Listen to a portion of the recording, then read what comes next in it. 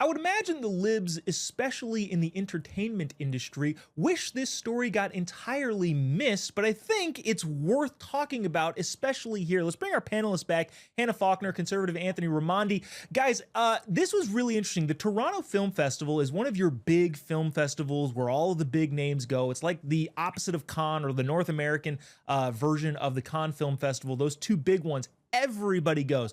Well, the Toronto Film Festival was threatening to not show an October 7th documentary for crazy reasons. They said, well, we can't allow this documentary to be shown because they didn't get film releases from Hamas. They used those body cam footage of them doing terrible atrocities on October 7th. They said, well, you don't have permission from Hamas to be showing this, therefore we can't show it. Now, they've since gone back on that, but it turns out the real reason that they didn't want to show this movie was because they were afraid of pro-Palestinian protesters taking over the streets in Toronto. So in effect, we have a situation where it's not the heckler's veto, which is bad enough, but it's, hey, we're scared of these people destroying our city, so we're just going to avoid it altogether.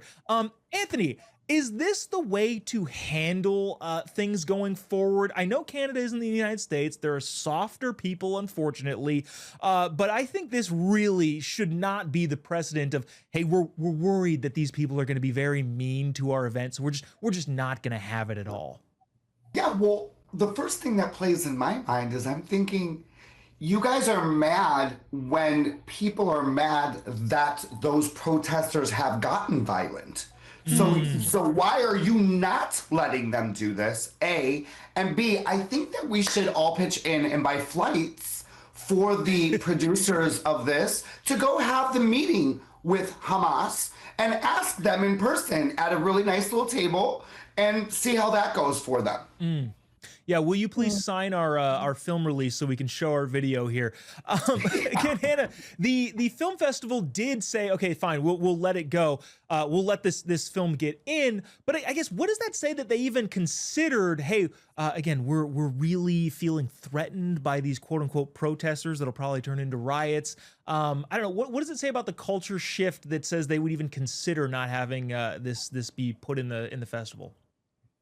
Yeah, well, I think it begs the question. I mean, really, they just answered it for us, that they are not the side of pro-peace. These pro-Palestinian protesters, the ones that show up saying from the river to the sea, Palestine will be free. Then you go and ask them, what's the river? What's the sea? They have no idea. What does that mean? Well, it means that they're going to wipe out everything from the Jordan River to the Mediterranean Sea and the Jewish people. So I think what they're showing us, this Toronto entertainment facility, what they're showing us is that the pro-Palestinian side, they do not want peace.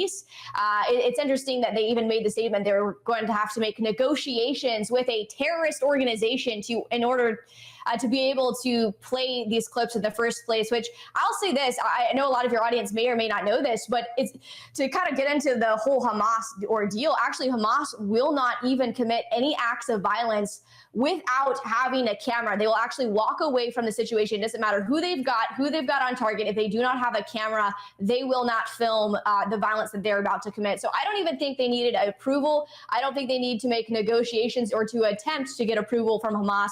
I think Hamas has already made that pretty clear that they want these videos spread far and wide. Yeah, that's a great point. The ridiculousness of that whole situation continues to astound me.